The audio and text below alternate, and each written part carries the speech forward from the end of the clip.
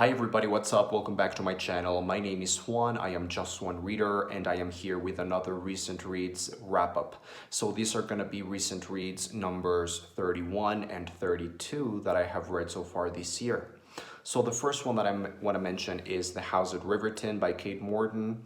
Kate Morton is an author who has gotten really famous. She has really found her niche and her subgenre, and she has really found a way of working with very similar ingredients and producing something that has an effect, something that is very efficient and something that the readers will like and enjoy and consume. And that's perfectly fine. I have no quibbles or issues with that. The issue that I do have is that I did not like this book. I have enjoyed some of her work in the past. Some of it I've even loved, but this one, her debut novel, just felt like a very bad debut novel. And it's not terrible, but having read her better stuff made me come into this with certainly higher expectations than I probably would have had if I had started this book just out of the blue without having that baggage. So my biggest issues with this book were the writing style was just very cluttered. It was super detailed, unnecessarily written. It was very slow. I was not enjoying reading the book. I just wanted to just finish the book, just get it done with, get it over and done with. I was feeling exasperated and exhausted, and I was not liking it. And I think mainly that was due to the fact that I was not connected. I was not feeling anything for the characters, or I was not feeling anything.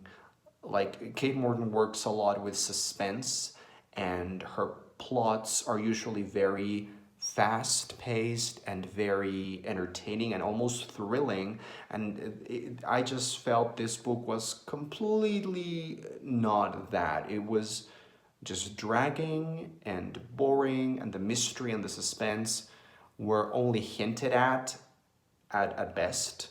But yeah, sometimes she would just ramble for 200 pages and nothing really interesting happened. And so yeah, it was very predictable as well. I thought the dialogue was terrible, and it felt like a very bad episode of Downton Abbey. So I did not like this. I gave it 1 star.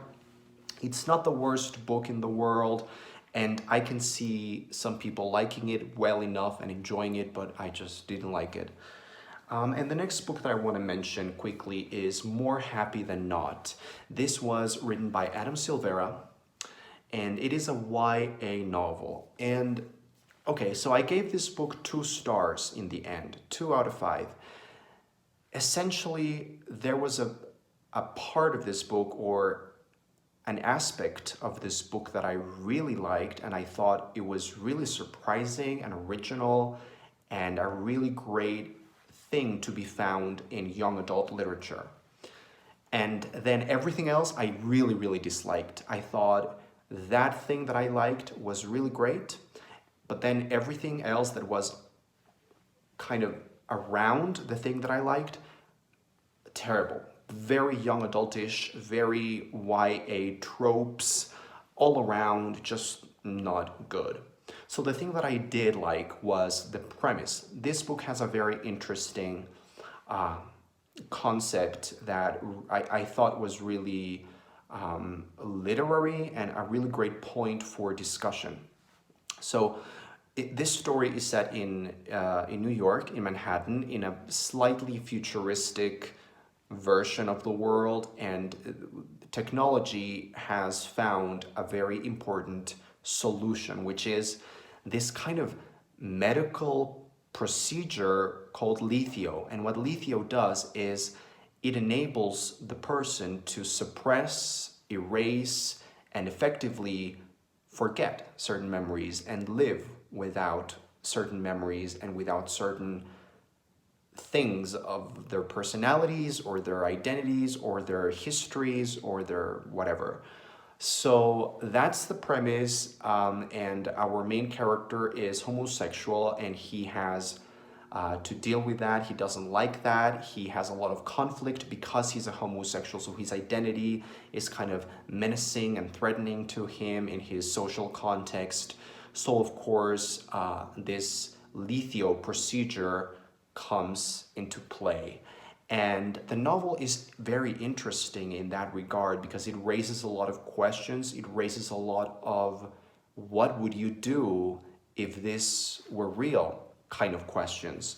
And this opens up a lot of important issues, social issues, psychological issues, and ethical, moral decisions and questions that that I think are very important for young readers to start thinking about. So even though I didn't really like this book because it's not for me, it's for young adult readers, and it definitely has all the ingredients and tropes of young adult literature, very melodramatic, a lot of detail about, you know, the pop culture and all of that. It's just a YA novel. It's not a bad YA novel. It's just a YA novel, and I don't like them. I don't like those.